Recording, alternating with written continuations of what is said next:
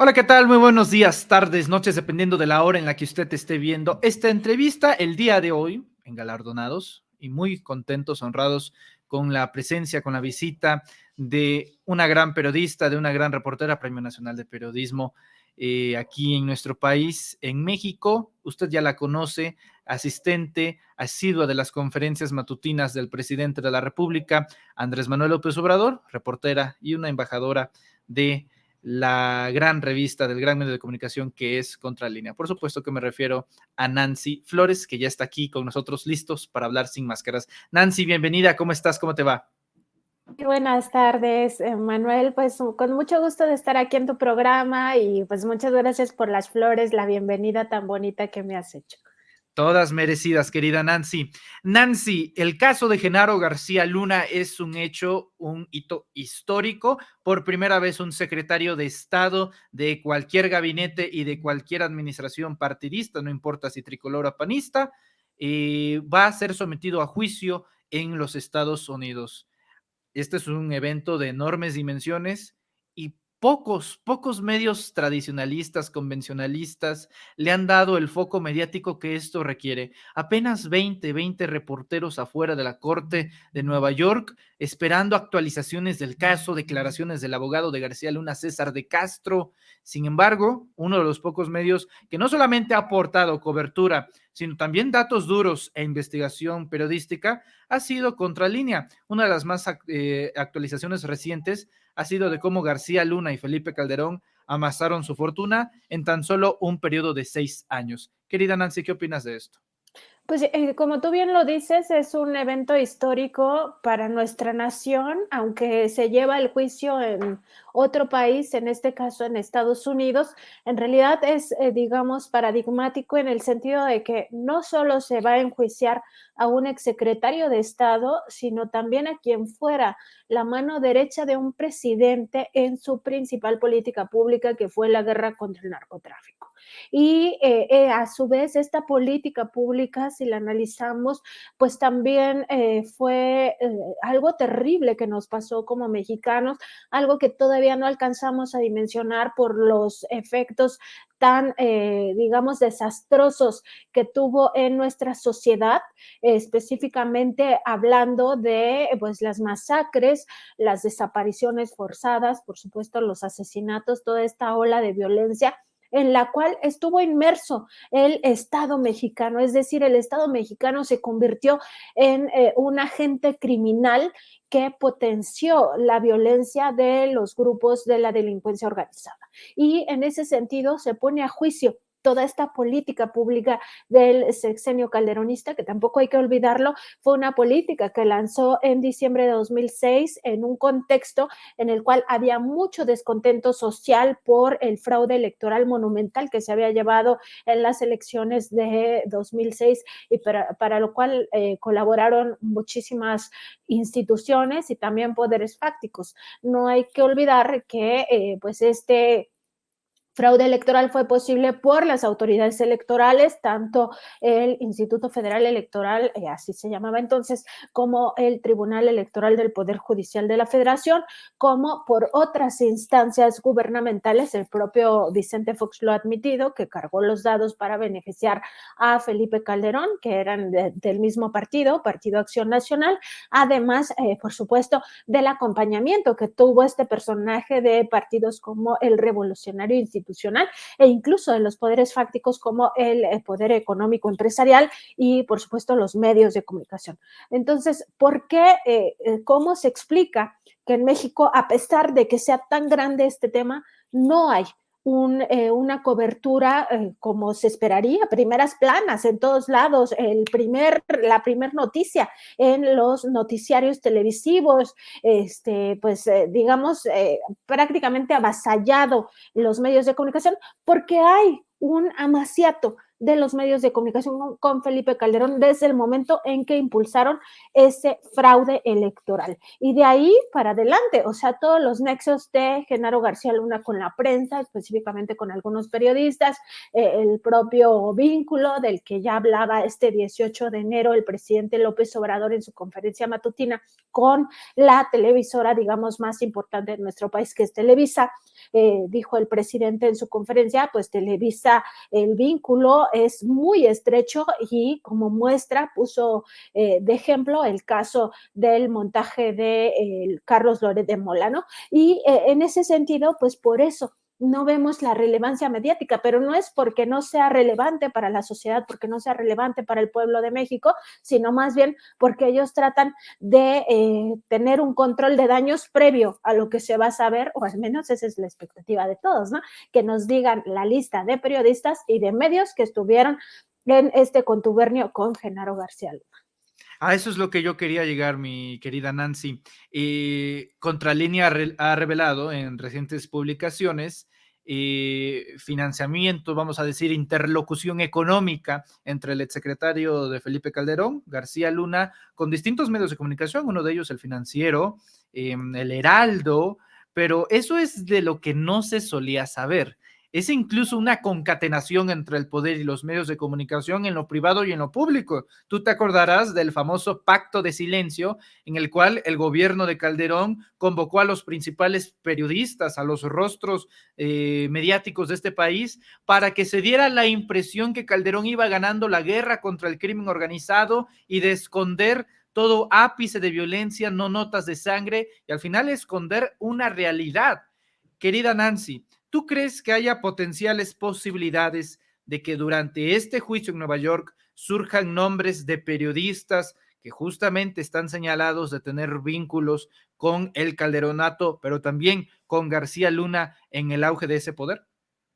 Ha habido muchísima información al respecto, sobre todo porque fiscales estadounidenses pues han apuntado también hacia esta beta, no solo porque hubo pues este vínculo entre periodistas, medios de comunicación y Genaro García Luna, sino también porque hubo otra variante, digamos, que es la represión contra periodistas también de parte de Genaro García Luna. Es decir, si no estabas en su círculo cercano, era su enemigo y entonces iban contra ti. Entonces la expectativa es que sí, que salgan nombres tanto de personas, es decir, en este caso de comunicadores en lo individual y también de medios de comunicación que estuvieron o que formaron parte de esta estrategia de Genaro García Luna para posicionarse como un policía eficiente o un secretario muy eficiente y que daba resultados en el contexto de la guerra contra el narcotráfico, cuando en realidad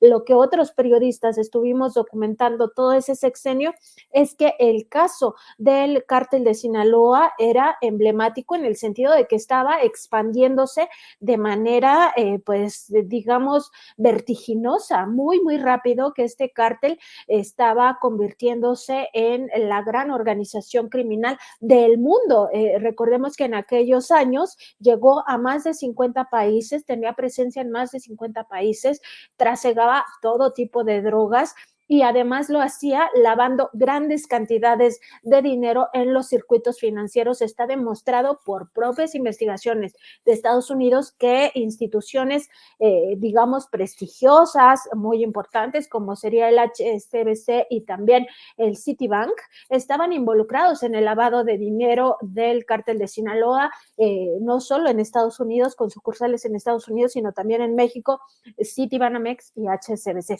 Entonces, eso está comprobadísimo. Y todo esto ocurría en un contexto donde nos decían que estaban combatiendo al crimen organizado. Por supuesto que toda esta masacre lo que permitió fue desmovilizar a la sociedad que estaba pues con todo este descontento social por el fraude electoral y al mismo tiempo atemorizar a todos los mexicanos. Ya era muy difícil salir por carretera en aquella época. Los que lo recuerden, pues era tener un miedo terrible si te encontrabas un convoy militar, o sea, era así como de ya me van a matar, sobre todo si ibas en carretera y no importaba si era de día, de noche, es decir, había ya un digamos, digamos, se perdió la frontera entre quién era delincuente y quién era representante del Estado, porque al mismo tiempo los militares, los marinos se convirtieron, y no se diga la Policía Federal, se convirtieron en criminales, haciendo daño a la sociedad, reprimiendo a la sociedad, etcétera. Entonces, fue una circunstancia realmente muy lamentable y en ese sentido, pues la expectativa es que sí, que aparezcan los nombres de todos los involucrados. Nancy, el día de hoy tuviste la oportunidad de preguntarle al presidente de la República, Andrés Manuel López Obrador, en Palacio Nacional, en esta ya tradicional conferencia matutina, y surge un tema que a primera vista podría ser no tan relevante, porque pues no suele darse bastante en los medios de comunicación, es algo que ya está bastante preestablecido, pero es el hecho de que todo lo que se robó Genaro García Luna, toda la fortuna que amasó, termine de nuevo de donde salió, que es el erario público mexicano. Tú recordarás que durante el juicio de Joaquín Guzmán Loera, los Estados Unidos y México, pues no tuvieron una disputa diplomática, pero sí opiniones encontradas de quién se quedaba los bienes incautados, los automóviles, las joyas, el dinero que salía a través del narcotráfico. Y lo cierto es que sí, los adictos se quedan en Estados Unidos, pero la sangre, las muertes, las balas se quedan acá. Ahora, en el caso de un exsecretario de Estado de salir culpable, el gobierno de López Obrador solicitará al de los Estados Unidos la devolución de 600 millones de dólares que estaban en el poder de Genaro García Luna para que vuelvan a las arcas del pueblo. ¿Cuál es la relevancia de esto, Nancy?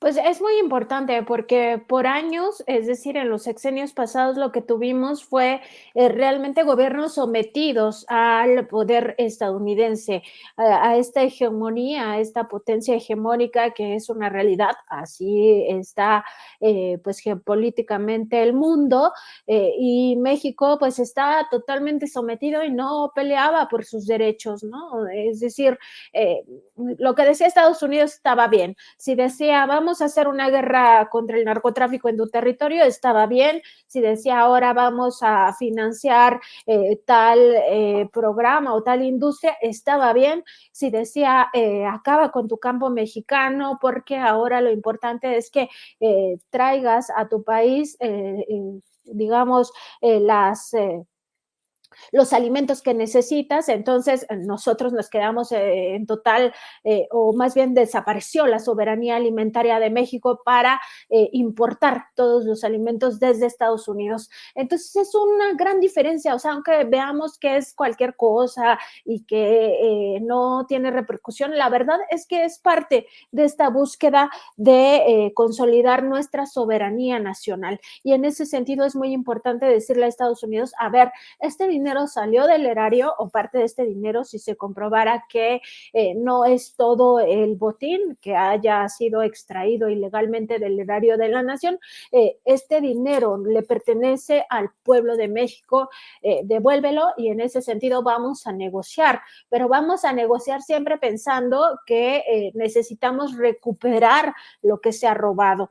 Y en ese sentido me parece que es un cambio fundamental porque nos habla no solo del caso de Genaro García Luna, sino de todos los rubros en los cuales se ha tratado de recuperar nuestra soberanía y sobre todo decirle a Estados Unidos, pues no eres el dueño de México, México no es tu patio trasero, nosotros no nos vamos a conformar con tu palabra o con lo que tú digas y que solo le beneficia a tus intereses. No, ahora sí ya estamos viendo por nuestros intereses, entonces para mí es un cambio radical y forma parte en realidad de políticas públicas más amplias en todos los sectores donde se busca consolidar la soberanía. Y ahí está el energético, el ámbito alimentario, el de la economía mexicana, e incluso toda esta, digamos, diálogo de tú a tú con el gobierno de Joe Biden en este momento y en el pasado, pues con el propio gobierno de Donald Trump,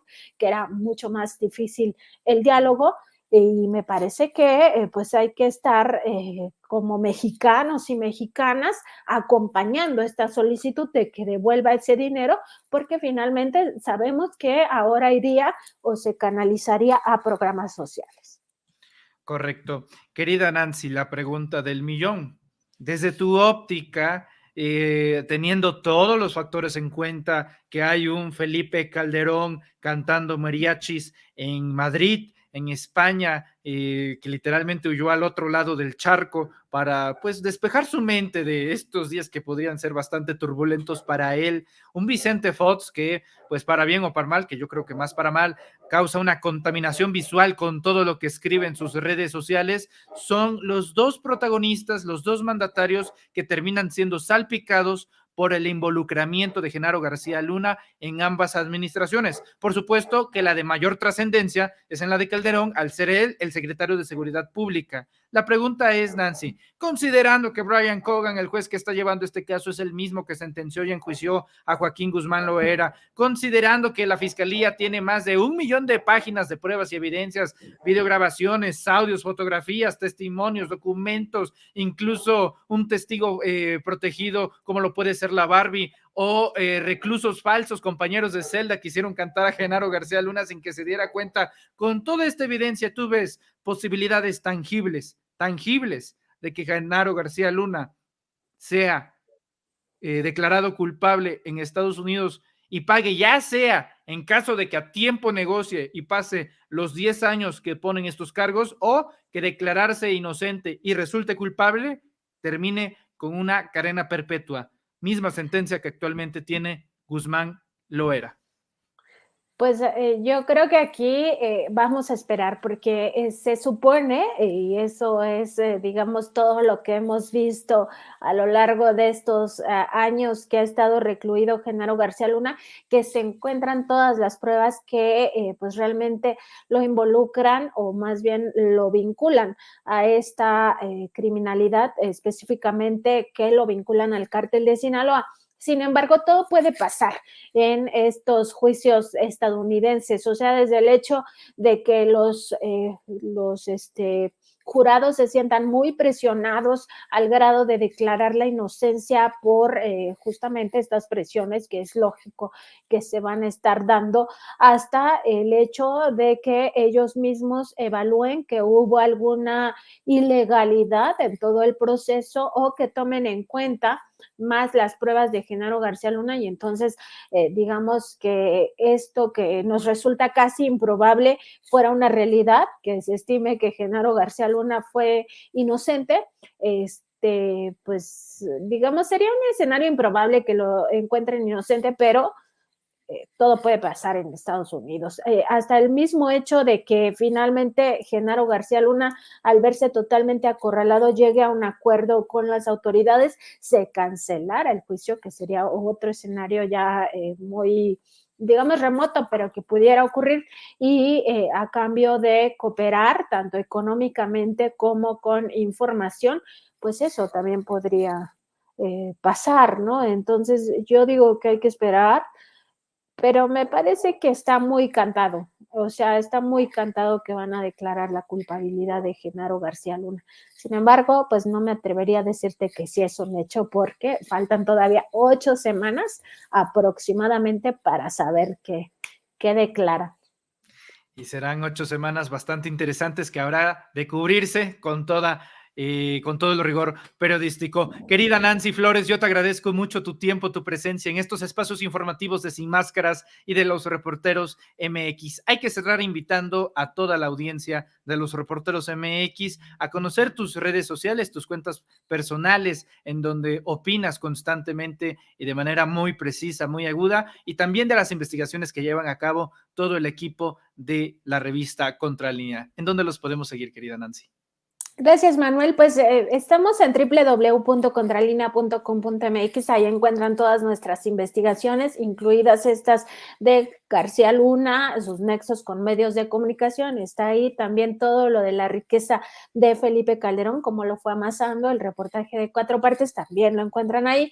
Además, estamos en @contralínea en Twitter y como Contralínea en YouTube y en Facebook. Tenemos nuestro programa en vivo de las 10 a las 12 de la mañana. Los invito a que nos sintonicen y si no pueden en ese horario, pues que lo hagan después vía streaming.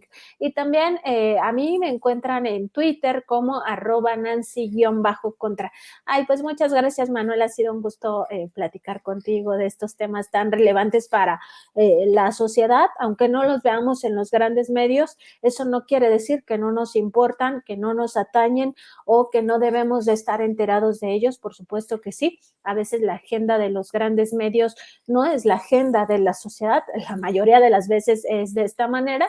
Entonces siempre hay que estar como más abiertos a otras informaciones, otros canales más alternativos para pues tener información oportuna de temas que sí son realmente relevantes para la nación.